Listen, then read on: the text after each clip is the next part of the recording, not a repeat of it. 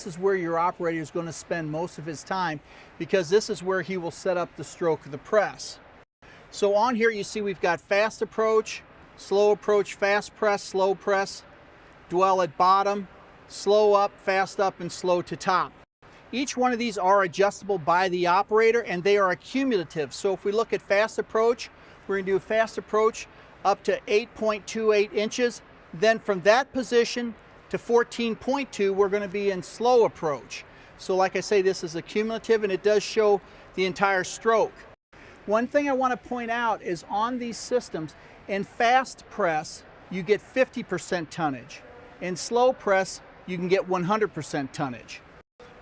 So Jack's setting it for 250 tons in the slow approach, the slow press, and he's setting the speed for 95, which is 95% of the speed of the press. So we've done those changes there, they're incorporated.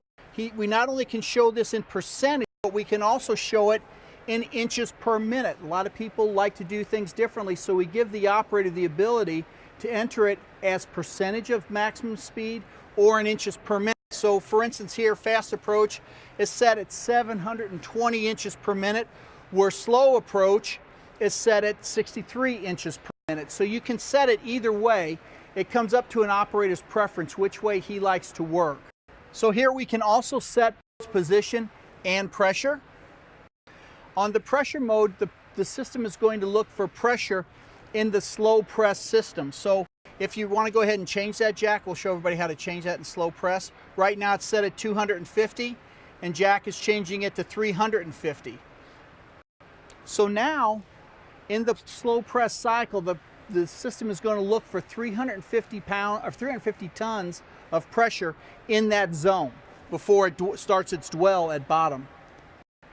The multi-point edit screen is the same way. You've got your blue buttons here, which are all your hotkeys, but basically it gives you a little bit more finesse throughout the stroke cycle, where here we've got 3 fast press, we've got 4 slow press, so that you can adjust a little bit more fine-tune that stroke based on what you're doing. So you see Jack there, he's adjusting everything. You can adjust it with your finger, you can adjust it by speed, you can adjust it by inches per minute. There's a lot of different ways the operators can adjust the stroke to fine-tune it to exactly what you need.